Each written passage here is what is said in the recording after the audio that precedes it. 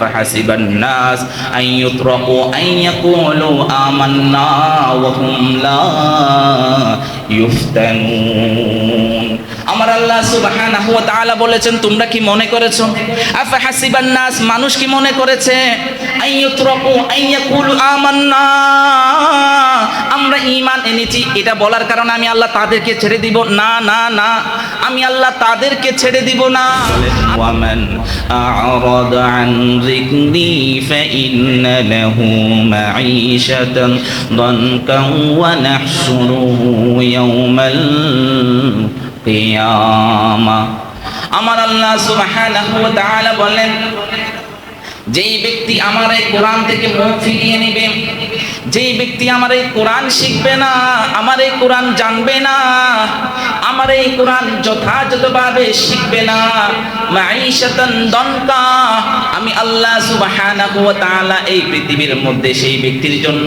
তিনটা শাস্তি রাখলাম কয়টা শাস্তি মাঈশাতান দনকা মুফাসসিরিন একরাম মাঈশাতান দনকার দুইটা ব্যাখ্যা করেছেন দুইটা শাস্তি এখানে উল্লেখ করেছেন মাঈশাতান দনকা তার দুনিয়াবি জীবনের যে বারকা সেই বারকা আমি আল্লাহ উঠিয়ে নিব তাকে সব সময় মুসিবতের মধ্যে রাখবো দুর্দশার মধ্যে রাখবো লাঞ্ছনার মধ্যে রাখবো তার ঘরের মধ্যে সব সময় অভাব থাকবে অভাব সব সময় তার ঘরের মধ্যে পেয়ে থাকবে উপযুক্ত মেয়ে থাকবে বিবাহ হবে না উপযুক্ত ছেলে থাকবে বিবাহ হবে না উপযুক্ত ছেলে থাকবে সেই ছেলে তার বাবা মার মৃত্যুর কারণ হবে উপযুক্ত মেয়ে থাকবে সেই মেয়ে তার বাবা মার মৃত্যুর কারণ হবে তার পারিবারিক যে শান্তি সেই শান্তি আমি আল্লাহ উঠিয়ে নিব তার পরিবারের যে রিজিকের বারকা সেই রিজিকের বারকা আমি আল্লাহ তুলে নিব যদি যেই সমস্ত ঘরের মধ্যে তাদের উপযুক্ত সন্তান থাকার পরও যেই সমস্ত ব্যক্তি নিজেও কোরআন শিখলো না এবং তার সন্তানদেরকে কোরআন শেখালো না আমি আল্লাহ দুনিয়ায় থাকতে এক নম্বরের শাস্তি হলো তার পারিবারিক যেই সুখ শান্তি আছে সেই সুখ শান্তি আমি আল্লাহ উঠিয়ে নিব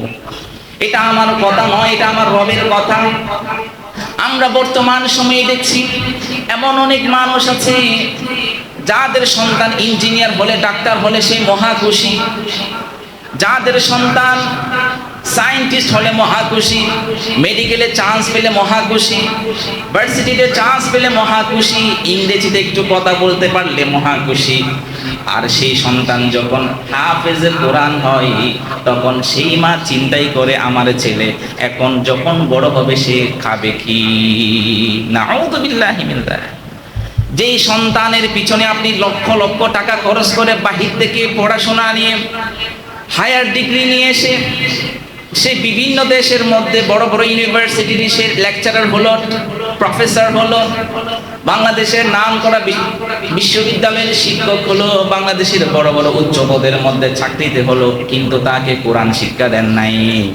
ওই সন্তান একটা সময় এমন আসবে এই কোরআন শিক্ষা না দেওয়ার কারণে যে ঘরের মধ্যে আপনি আছেন সেই ঘরটাও একদিন আপনি হারাবেন সেজন্য আমার আল্লাহ সুবহানাহু ওয়া তাআলার কথা কখনো মিথ্যা হতে পারে না তোমরা যদি আমার এই কোরআন থেকে মুখ ফিরিয়ে নাও তোমার সন্তানকে যদি কোরআন শিক্ষা না দাও তোমার পরিবারের মধ্যে যদি কোরআনের চর্চা না হয় তুমি নিজেও যদি কোরআন শিক্ষা না করো তোমার স্ত্রী যদি কোরআন না শেখে তুমি যত কোটি টাকা কামাও না কেন ওই কোটি টাকার মধ্যে আমি আল্লাহ এক বিন্দু বারকা রাখবো না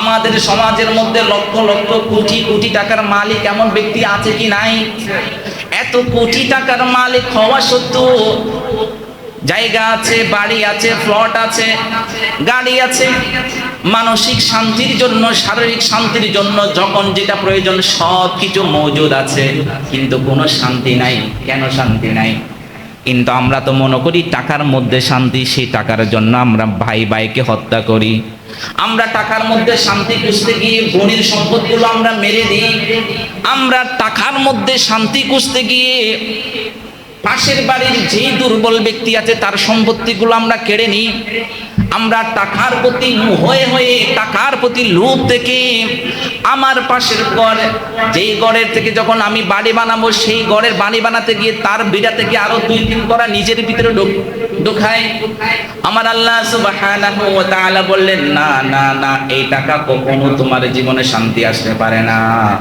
এই টাকা যদি তোমাকে যদি সম্মানিত করতে পারত, তাহলে পৃথিবীর সবচেয়ে সম্মানিত ব্যক্তি হতো ফেরাউন। এই টাকা সম্পত্তি যদি তুমি পৃথিবীতে যদি কোনো মানুষকে যদি সম্মানিত করতে পারত, নমরুদ হতো এই পৃথিবীর সবচেয়ে সম্মানিত ব্যক্তি। এই টাকা পয়সা যদি সবচেয়ে যদি বেশি সম্মানিত হতো, বাংলাদেশের স্বাধীনতার পরে যারা যারা রাষ্ট্র ক্ষমতায় এসেছে তারা এই পৃথিবীর সবচেয়ে সম্মানিত ব্যক্তি হতো। কিন্তু আজ সেই সমস্ত ব্যক্তিগুলা যারা মানুষের সাথে গাদ্দারি করেছে, আজ তাদের পুরা জীবনটা অভিশপ্ত হয়েছে। তাদের নাম ধরলে মানুষ থুতু নিক্ষেপ করে। এমন জীবন তো আমরা চাই নাই, এমন জীবন তো আমরা চাই নাই। এজন্য আমার আল্লাহ সুবহানাহু ওয়া তাআলা বললেন, ওয়ামান আ'রাদা আন যিকরি ফাইন্না লাহু মাঈশাতান বঙ্কা। এক নাম্বার শাস্তি, আর দুনিয়াবি জীবনে যে বারকা, সেই বারকা আমি আল্লাহ উঠিয়ে নিব। মাঈশাতান দানকান, দুই নাম্বারের শাস্তি, দুই নাম্বার তাফসীরের ব্যাখ্যার মধ্যে বলা হয়, সেই ব্যক্তি যখন মৃত্যুর পর যখন কবরে যাবে, তার কবরটা এত বেশি সংকীর্ণ করা হবে, তার এক পাশের পাঁজর আরেক পাশের মধ্যে ঢুকে যাবে। তার কবরের জীবনের যে প্রশস্ততা, সেই প্রশস্ততাকে আমার আল্লাহ সংকীর্ণ করে দিবে। তিন নাম্বার শাস্তি, ওয়া নাহশুরুহু ইয়াওমাল কিয়ামাতি আ'মা। হাসরের মাঠে কিয়ামতের দিন আমার আল্লাহ তাকে অন্ধ অবস্থায় তুলবে। কয়টা শাস্তি? এক নাম্বার শাস্তি, তার দুনিয়াবি জীবনটাকে আমার আল্লাহ সংকীর্ণ করে দিবে, বারকা উঠিয়ে নেবে। দুই নাম্বারের শাস্তি, তার কবরের জীবনটাকে সংকীর্ণ করে দিবে। তিন নাম্বারের শাস্তি, সেই দুনিয়াতে চাক্ষুষওয়ালা ছিল, দুনিয়াতে সে যদি দৃষ্টিওয়ালা ছিল, কিন্তু আমার আল্লাহ তার হাসর হবে, তাকে কিয়ামতের মাঠে তুলবে।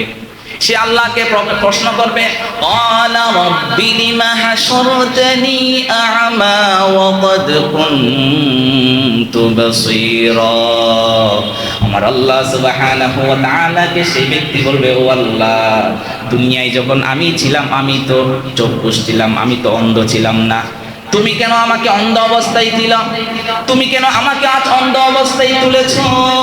আমার আল্লাহ সুবহানাহু ওয়া তাআলা বললেন, ক্বালা কাযালিকা আতাতকা আয়াতুনা ফানাসিতাহা ওয়া কাযালিকাল ইয়াওমা তুনসা। তোমার ঘরে যখন আমার কোরআন ছিল, সেই কোরআনটা তো একবার খুলে দেখো নাই। তোমার গলার আলমিরার উপর আমার কোরআন ছিল, ওই আলমিরার কোরআনের উপর অনেকগুলো ধুলাবালি চলে আসছে, একবার তো ঝাড়ু দেওয়ার জন্য হলো নাও নাই।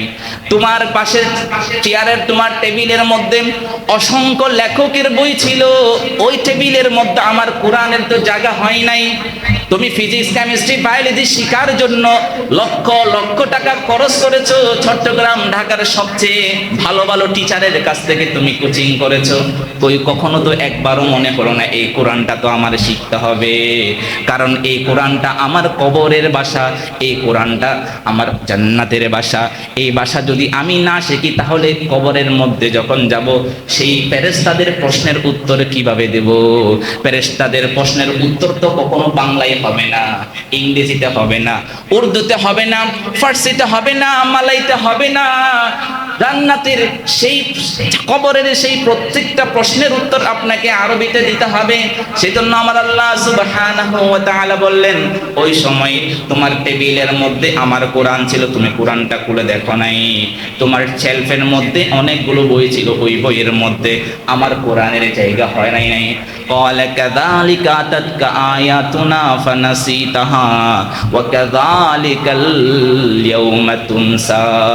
সেদিন যেমন তুমি আমাকে ভুলে গিয়েছো, আজকের এই দিনও আমি আল্লাহ তোমাকে ভুলে গেলাম। নাউযুবিল্লাহ। এত কিছু বলার পরও এটা তো আমার কথা নয়, এটা তো খতিব সাহেবের কথা নয়, এটা তো কোরআনের কথা। যদি কোনো ব্যক্তি একজন প্রকৃত মুসলমান হওয়ার পরও যদি এই কোরআনের আয়াতগুলো যদি জানার পরও সেই ব্যক্তির মাঝে যদি কোনো ধরনের যদি হিংস, কোনো জনের যদি আগ্রহ না জাগে, তাহলে মনে রাখতে হবে আমরা অনেক দুর্বল হয়ে গেছি। আমরা নিজেদেরকে শুধু ঈমানদার দাবি করলে তো কখনো ঈমানওয়ালা হতে পারবো না।